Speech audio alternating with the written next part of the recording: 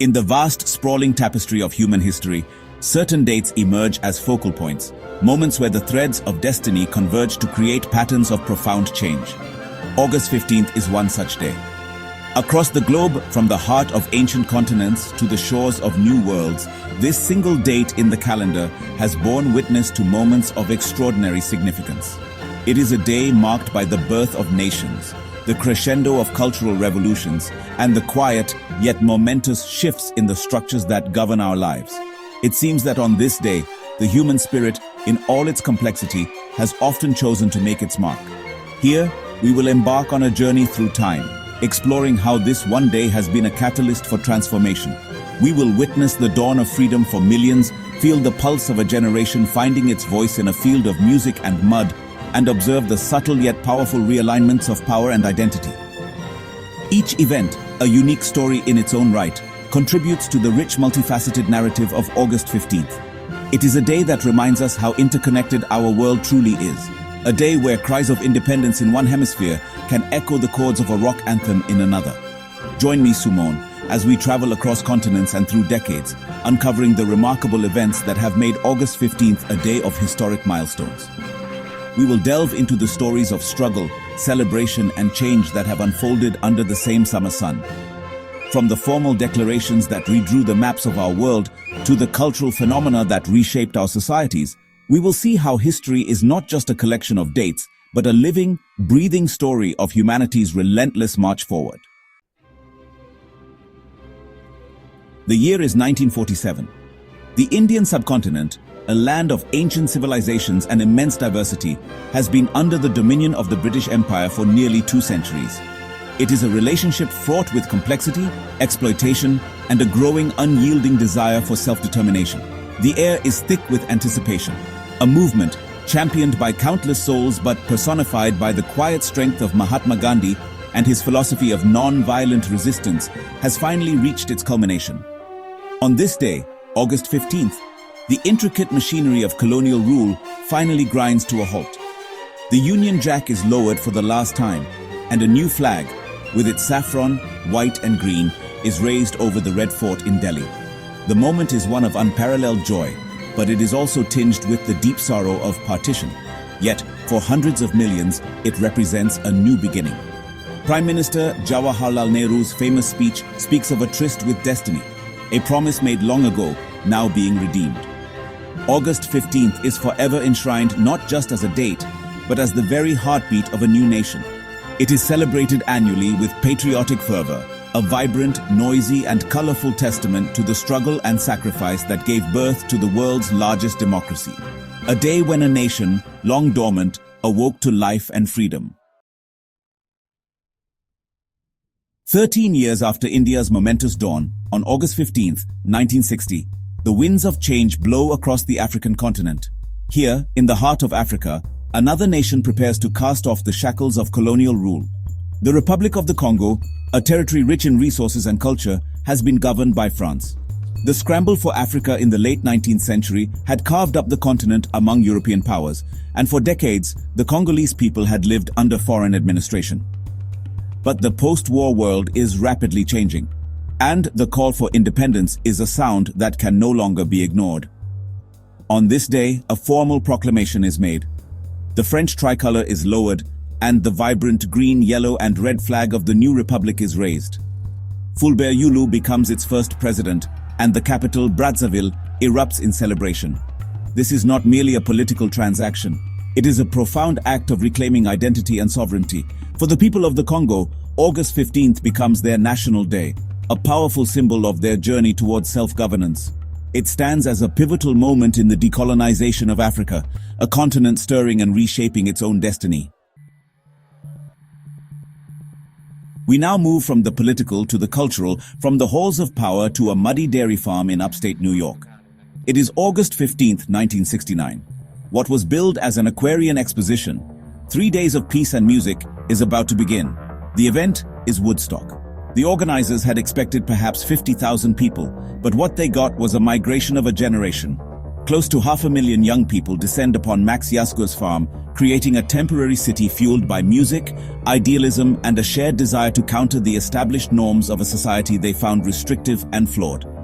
The festival itself is a chaotic miracle. The fences come down, the tickets become meaningless, and the event becomes free. It is plagued by rain, mud, and logistical nightmares, yet it flourishes.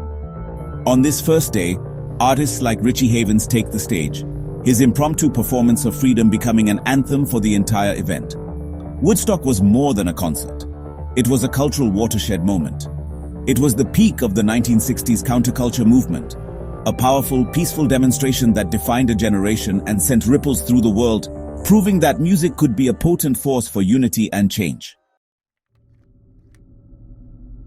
Our journey now takes us to August 15, 1973, a day that marks a solemn and significant turning point in a long and brutal conflict. For years, the Vietnam War had raged, a conflict that not only devastated Vietnam, Laos, and Cambodia, but also deeply divided American society. The war had expanded beyond Vietnam's borders, with extensive bombing campaigns carried out in neighboring countries in an attempt to disrupt supply lines. The human cost, both for the people of Southeast Asia and for the American soldiers involved, was immense. Following the Paris Peace Accords signed earlier in the year, this day marks the official end of all United States direct military operations in the region. The United States bombing of Cambodia, the final act of American combat in Southeast Asia, ceases. While the conflict between the regional powers would continue, this date represents the formal withdrawal of a superpower. It is a quiet legislative end to a loud and violent chapter of history, a moment of profound relief for many, and a day of reflection on the devastating consequences of a protracted war. Let us rewind to August 15, 1965. The phenomenon known as Beatlemania is at its absolute zenith. The four young men from Liverpool have already conquered the airwaves and television screens, but on this day, they are about to conquer a new frontier in live performance.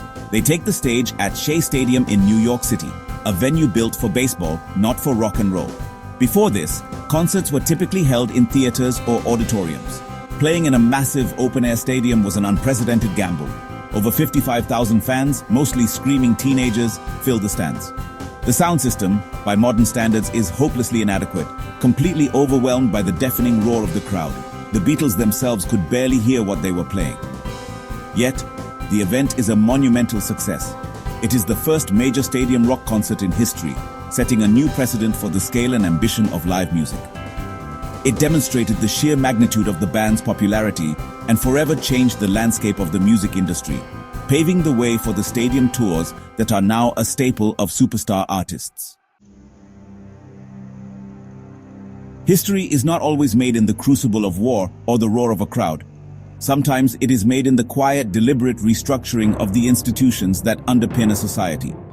We arrive at August 15, 1994. On this day, the United States Social Security Administration, an agency responsible for one of the most significant social welfare programs in the nation's history, undergoes a fundamental change. Since its inception during the Great Depression, it had been a component of a larger government department. With the signing of new legislation, the Social Security Administration is officially detached and re-established as an independent agency of the federal government. This may seem like a subtle bureaucratic shift, but its significance is profound. The change was intended to insulate the agency from short-term political pressures, improve its management, and ensure its stability for future generations of Americans who depend upon its benefits for retirement, disability, and survival. It was a quiet declaration of independence, a move to safeguard a promise made to the people nearly 60 years prior. Our final stop is the most recent, and perhaps one of the most symbolic. It is August 15, 2015, in the Democratic People's Republic of Korea. In a move that caught the world by surprise, North Korea introduces its own unique time zone. For decades, the entire Korean peninsula had shared the same time zone, a legacy of the period of Japanese colonial rule. But on this day, to mark the 70th anniversary of liberation from Japan, the clocks in North Korea are turned back by 30 minutes. This new time, dubbed Pyongyang time, is a powerful act of political symbolism. It is a declaration of national identity and a pointed rejection of a painful colonial past. The government statement described it as a rooting out of the vestiges of a dark history. While the practical implications created challenges for those dealing with the isolated nation, the act itself was not about logistics. It was about sovereignty. It demonstrates how even the abstract concept of time can be used as a tool to shape a national narrative and assert a country's independence on the world stage. As we have seen, August 15th is far more than just another date on the calendar. It is a day that has resonated with the powerful chords of freedom, the vibrant pulse of cultural revolution, and the quiet but firm assertion of identity. From the birth of two great nations, India and the Congo, freeing themselves from the grasp of empire, to the defining roar of a generation at Woodstock, this day has been a canvas for humanity's most profound aspirations. It has witnessed the end of wars and the beginning of new eras, both in the grand stadiums of popular culture and the solemn halls of governance. The events are disparate, scattered across continents and decades, yet they are linked by a common thread, the relentless human drive to define our own existence. Whether by raising a new flag, creating a new time zone, or simply gathering in a muddy field to listen to music, the stories of August 15th are stories of transformation. They remind us that history is not a static, distant thing, but a dynamic force that is continually shaped by acts of courage, creativity, and conviction, both large and small. It shows how a single 24-hour period can hold the weight of so much hope and change. This journey through a single date reveals the rich, complex, and often surprising nature of our shared global story. Each event offers a unique window into a different aspect of the human experience. As we reflect on these milestones, I am curious to know which of these moments resonated most with you. Which event on this remarkable day surprised you the most, or offered a new perspective you hadn't considered before? Please share your thoughts in the comments below.